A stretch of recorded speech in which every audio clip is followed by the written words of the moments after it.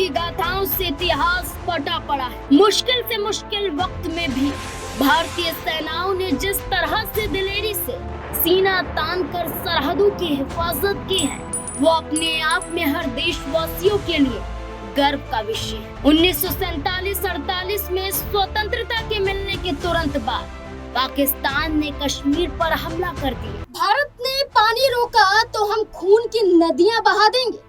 भारत ने एक कदम भी आगे बढ़ाया तो हम तबाह कर देंगे। भारत ने जवाब दिया तो हम युद्ध शुरू कर देंगे। भारत की औकात क्या है? पाकिस्तान को जवाब देगा। भारत की औकात क्या है? युद्ध करेगा। भारत को क्या लगता है कि पाकिस्तान को हरा देगा? पाकिस्तान क्या भारत से डरता है? क्या पाकिस्तान ने हाथों में चूड़ियां पहनी है? क्या पाकिस्तान को यूं ही नस्तोनाबूद कर देगा? पाकिस्तान ने भारत को खुला चैलेंज दे दिया था। पाकिस्तान की तरफ से गीदड़ भपकियां दी जा रही थी। वो पाकिस्तान जो युद्ध शुरू करने की बात कर रहा था, जो ये दावा कर रहा था कि तीसरा विश्व युद्ध होकर ही रहेगा और भारत को हरा देगा पाकिस्तान, और अब यही पाकिस्तान जो गीदड़ की तरह भपकियां दे रहा था, अब ये बिल्ली की तरह मिमियाता हुआ नजर आ रहा है। अब यही पाकिस्तान भीगी बिल्ली बन चुका है और यही पाकिस्तान अब भारत के आगे सरेंडर कर चुका है। ये पाकिस्तान अब मजबूर हो चुका है कि पाकिस्तान की ही आलोचना शुरू हो चुकी है।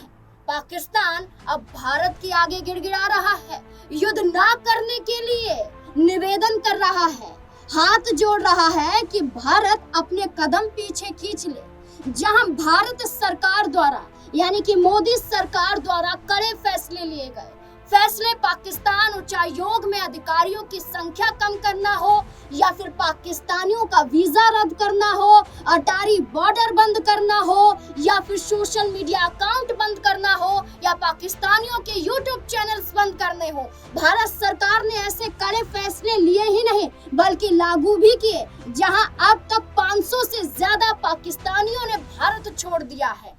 अब तक कई चैनल्स, यूट्यूब चैनल्स पाकिस्तान के भारत में बंद हो चुके हैं। करारा जवाब पाकिस्तान को मिला है। भारत ने कहा कि हम फैसले ही नहीं लेते बल्कि हम मुंहतोड़ जवाब भी देते हैं, और जवाबी कार्यवाही में वो पाकिस्तान जिसके खाने के लाले पड़ रहे थे, वो पाकिस्तान जहां भीख मांगने के लिए मजबूर थे, अब वही पाकिस्तान तो अब घुटनों पर आ गया है। और अपने देश को चलाना है तो पाकिस्तान को सरेंडर करना ही पड़ेगा, और सरेंडर किया भी जा रहा है। लेकिन यही पाकिस्तान पहले परमाणु युद्ध की बात कर रहा था, यही मिसाइलें दागने की बात कर रहा था, और यही दावा किया जा रहा था कि युद्ध होगा तो पाकिस्तान को भारत हरा नहीं पाएगा।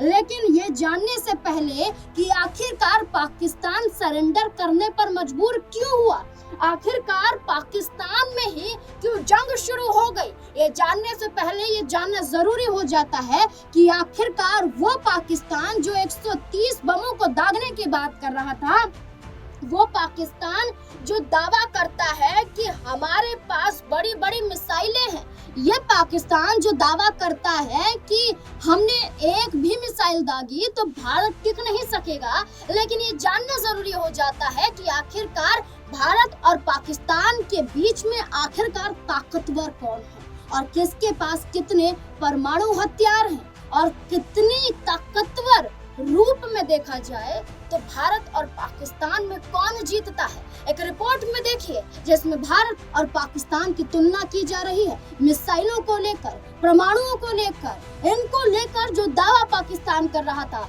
इस रिपोर्ट में देखिए जिसमें साफ तौर पर बताया गया है कि पाकिस्तान ताकतवर है या फिर भारत के पास एयरक्राफ्ट हैं 2229, जबकि पाकिस्तान के पास 1399 ही एयरक्राफ्ट हैं। फाइटर जेट की बात कर लें तो भारत के पास 513 हैं, जबकि पाकिस्तान के पास 328 हैं। वहीं अटैक एयरक्राफ्ट की बात कर लें तो भारत के पास 130, जबकि पाकिस्तान के पास 90 ही हैं। वहीं ट्रांसपोर्ट एयरक्राफ्ट की अगर बात करें तो भारत के पास 270 हैं, जबकि पाकिस्तान के पास मात्र 64 ही ट्रांसपोर्ट एयरक्राफ्ट हैं। इसके अलावा हेलीकॉप्टर की बात करें तो यहाँ पर भी कई गुना आगे हम हैं, यानी 899 हेलीकॉप्टर हैं, तो वहीं पाकिस्तान के पास मात्र 373 ही हेलीकॉप्टर हैं। इसके अलावा थल सेना की बात करें तो थल सेना में भी टैंक जो हैं भारत के पास 4201 हैं, जबकि पाकिस्तान के पास 2627 हैं। वहीं पर बख्तरबंद वाहन की बात कर लें तो यहाँ पर हम कई गुना ज़्यादा आगे हैं, यानी 1,48,974 हमारे पास बख्तरबंद जो है वाहन हैं, जबकि पाकिस्तान के पास मात्र 17,516 ही वाहन हैं। इसके अलावा भारी तोपों की बात कर लें तो हमारे पास 3,975 हैं, जबकि पाकिस्तान के पास 2,629 ही हैं। मोबाइल रॉकेट लॉन्चर की बात भी कर लें तो यहाँ पर भारत के पास 264 हैं और पाकिस्तान के पास 600 हैं, यानी यहाँ पर थोड़ा बहुत आंकड़ा बढ़ती है। इसके अलावा नौसेना की ताकत जांचना भी ज़रूरी है, क्योंकि कहा जाता है जिसकी नौसेना अच्छी है उसके पास बहुत कुछ जो है बढ़त मिल जाती है। तो यहाँ पर नौसेना बेड़े की बात कर लें तो भारत के पास 293 हैं, जबकि पाकिस्तान के पास 121 ही हैं। इसके अलावा गश्ती जहाज़ की बात कर लें तो भारत के पास 135 हैं, जबकि पाकिस्तान के पास सिर्फ 69 हैं। इसके अलावा हम बात कर लेते हैं डिस्ट्रॉयर की, तो भारत के पास 13 हैं, जबकि एक भी डिस्ट्रॉयर पाकिस्तान के पास में नहीं है। वहीं सबमरीन की बात कर लेते हैं तो सबमरीन भारत के पास 18 हैं, जबकि पाकिस्तान के पास सिर्फ 8 ही हैं। यानी हर तरीके से भारत जो है मजबूत है, वायुसेना हो, थल सेना हो या फिर नौसेना हो, हर तरीके से भारत मजबूत है। अगर युद्ध होता है तो यहाँ पर पाकिस्तान को गंभीर परिणाम भुगतने पड़ सकते हैं और शायद इस बार भारत अगर गुस्से में आ गया तो यहाँ पर पाकिस्तान को नक्शे से भी मिटा सकता है। भारत जो है पाकिस्तान जो है 1965, 1971, 1999 की सारी लड़ाइयाँ भूल जाएगा। अगर याद रखेगा तो वो याद रखेगा 2025 की लड़ाई, क्योंकि ये ऐसी लड़ाई होगी, ये ऐसा युद्ध होगा जो आज तक विश्व ने भी कभी नहीं देखा होगा, क्योंकि अब ये पुराना भारत नहीं है और ये अपना बदला लेना बखूबी जानता है। रिपोर्ट में देखा आपने, तुलना में तो इस बीच में अगर भारत की ताकतवर मिसाइलों के बारे में चर्चा किया जाए, परमाणुओं के बारे में चर्चा किया जाए, तो यहाँ पर अग्निवीर जो अगर युद्ध में उतरता है तो ये 8,000 किलोमीटर दूर तक जाता है। ब्रह्मोस की बात करें वो खुद 500 किलोमीटर तक जाता है। ये शक्ति है, ये पावर है इनकी। यहाँ पर नाग जो पाकिस्तान के टैंकों की पल भर में क्षतियां उड़ा सकता है, जहां टुकड़े किए जा सकते हैं। इसके अलावा अस्त्र है, शौर्य है, इतनी मिसाइलें हैं हमारे पास, इतना ताकतवर है भारत कि पाकिस्तान टिक ही नहीं पाएगा। और यही शक्तियों को देखते हुए जहां पाकिस्तान ने सोचा कि क्यों ना हम अपने सहयोगी देशों से मदद मांगे, क्यों ना हम मदद मांगे कि भारत को मुंहतोड़ जवाब देना है तो हमारी मदद के लिए अन्य देशों को भी आगे आना पड़ेगा। अमेरिका से मदद मांगी गई। अमेरिका ने साफ कह दिया कि इस मामले में हम नहीं पड़ेंगे, हम दोनों देशों का समर्थन करते हैं, लेकिन हम यहाँ किसी एक का पक्ष नहीं ले सकते हैं, ये दावा किया गया। इसके बाद देखा जाए तो यहाँ पर मदद मांगी जाती है सऊदी अरब से, चीन से, ब्रिटेन से, तुर्की से। और देखा जाए तो हाल फिलहाल में पाकिस्तान के विदेश मंत्री इशाक डार चीन के विदेश मंत्री से फोन पर बातचीत करते हैं और चीन आश्वासन भी देता है कि वो उनके साथ खड़ा है। तुर्की भी पाकिस्तान के सपोर्ट में आ जाता है, लेकिन इस सपोर्ट के बावजूद भी देखा जाए तो अब खुद पाकिस्तान घुटनों पर आ गया है। क्या वजह है घुटनों पर आने की? इसकी सबसे बड़ा कारण है बड़े बड़े मंत्रियों के वो बयान जो वो खुद कह रहे हैं कि वो युद्ध नहीं चाहते हैं। सबसे पहला अगर हम बयान की बात करें, सबसे पहले बयान की बात करें तो इसमें आ जाते हैं यहाँ पर विदेश मंत्री इशाक डार जो युद्ध ना करने की सलाह देते हैं। रक्षा मंत्री यहाँ पर ख्वाजा आसिफ जो ये कहते हैं कि अंतर्राष्ट्रीय स्तर पर जांच होनी चाहिए, हम नहीं चाहते कि युद्ध हो। इसके अलावा आपको ये बता दें कि यहाँ पर नवाज शरीफ जो पाकिस्तान के पूर्व प्रधानमंत्री हैं और शहबाज शरीफ के बड़े भाई हैं, वो खुद हिदायत देते हैं कि हमें युद्ध नहीं करना है। क्या कुछ ये अपने बयानों में कह रहे हैं, सुनिए जरा। शांत रहने में ही फायदा है, इसलिए मंत्रियों और अन्य नेताओं से चुप रहने के लिए कहा जाए, जिससे माहौल और ज्यादा खराब ना हो। शांति से ही बात बन सकती है। अगर युद्ध करोगे तो इससे पाकिस्तान का ही नुकसान होगा। हम भारत के साथ युद्ध शुरू नहीं करना चाहते, लेकिन अगर युद्ध के हालात बने तो पाकिस्तान भी उसका जवाब देगा। भारत पानी को हथियार की तरह इस्तेमाल कर रहा है। सिंधु जल समझौते को लेकर पाकिस्तान विश्व बैंक से संपर्क करेगा। पहलगाम आतंकी हमले के बाद से पाकिस्तान को आशंका है कि भारत उस पर अटैक कर सकता है। देखा आपने यहाँ पर किस तरीके से नवाज शरीफ हो, यहाँ पर हो ख्वाजा आसिफ, यहाँ पर कई नेताओं ने साफ तौर पर कह दिया कि वो युद्ध नहीं चाहते हैं। इतना ही नहीं, आपको बता दें कि पाकिस्तानी एक्सपर्ट द्वारा भी कहा जा रहा है। पाकिस्तानी एक्सपर्ट क्या कहते हैं, देखिए जरा। पाकिस्तान रेल मंत्री हनीफ अब्बासी का परमाणु बम की धमकी देना, गृह मंत्री मोहसिन नकवी का भारत को खुला चैलेंज देना। भारत ने कोई कदम उठाया तो पाकिस्तान युद्ध के लिए तैयार है।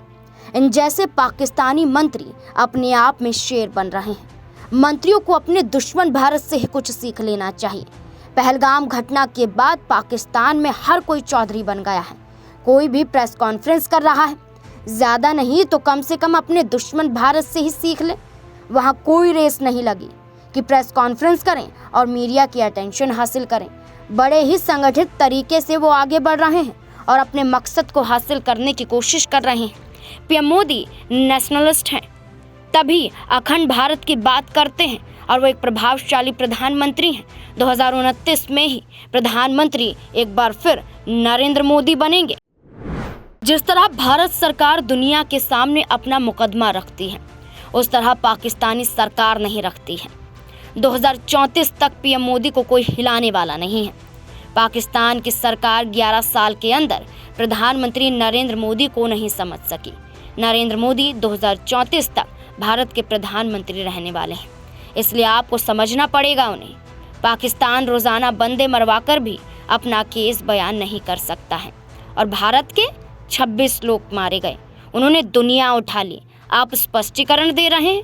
पाकिस्तान सरकार ने सिर्फ सऊदी अरब, ईरान और तुर्कियों से बात की, लेकिन क्या उनको अमेरिका, ब्रिटेन, फ्रांस से बात नहीं करनी चाहिए थी? भारत कह रहा है कि हमें इतने मुल्कों ने कॉल की और अफसोस जताया। यहाँ से आप अंदाज़ा लगा लें कि हम कहाँ खड़े हैं। आप मोदी के पोस्चर को समझ ही नहीं सके। दुनिया उनकी बात को मानती है, आपकी नहीं। ये जो पाकिस्तानी हुकूमत की जो अप्रोच है, नज़रअंदाज करना, भारत को ना समझना और नरेंद्र मोदी को रीड ना कर पाना ठीक नहीं है।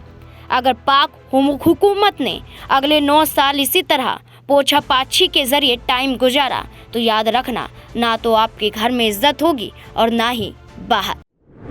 पाकिस्तानी एक्सपर्ट अब प्रधानमंत्री नरेंद्र मोदी की तारीफ करने के लिए विवश हो जाते हैं, मजबूर हो जाते हैं। पाकिस्तान में रहकर पाकिस्तान की आलोचना की जाती है और शहबाज शरीफ की कहते हैं कि पीएम मोदी से किसी का टक्कर ही नहीं है। आने वाला समय भी उनका ही होगा, आगे भी वो प्रधानमंत्री रहेंगे, ऐसी बातें करते हुए नजर आते हैं। लेकिन सबसे बड़ा सवाल तो उस पर उठता है जो बड़ी धमकियां दे रहा था, जिसके कारण ही पहलगाम में आतंकी हमला हुआ था, उसी की बात की जा रही है। जो पाकिस्तानी आर्मी का चीफ है और असीम मुनीर अब गायब है। ये दावा किया जा रहा है सूत्रों के हवाले से कि वो रावलपिंडी बंकर में छुपा हुआ है, बंकर में जाकर छुप गया, रावलपिंडी बंकर में जाकर छुप गया है। और इतना ही नहीं, अपने घर वालों को उसने विदेश में जाने की हिदायत दे दी है, पूरा घर खाली हो गया है। और यही पाकिस्तानी आर्मी चीफ असीम मुनीर ने बयान दिया था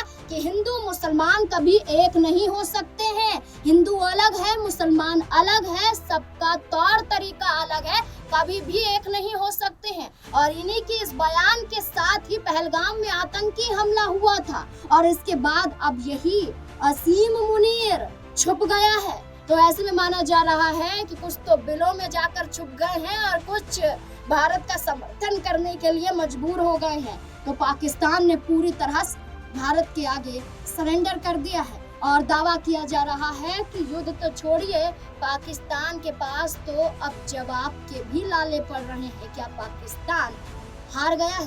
क्या हार स्वीकार अभी से कर ली है?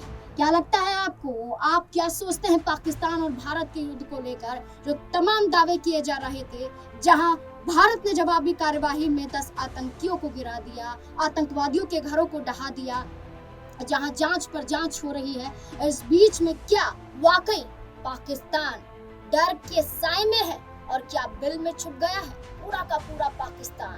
क्या प्रधानमंत्री शहबाज शरीफ जो दावे कर रहे थे, क्या अब वो मुंह छुपाते हुए फिर रहे हैं? अपनी राय इस पूरे मुद्दे को लेकर जरूर दें। इस मुद्दे को लेकर आगे भी जानकारी आपके साथ साझा करते रहेंगे। देखते रहिए SPN9 न्यूज़। धन्यवाद।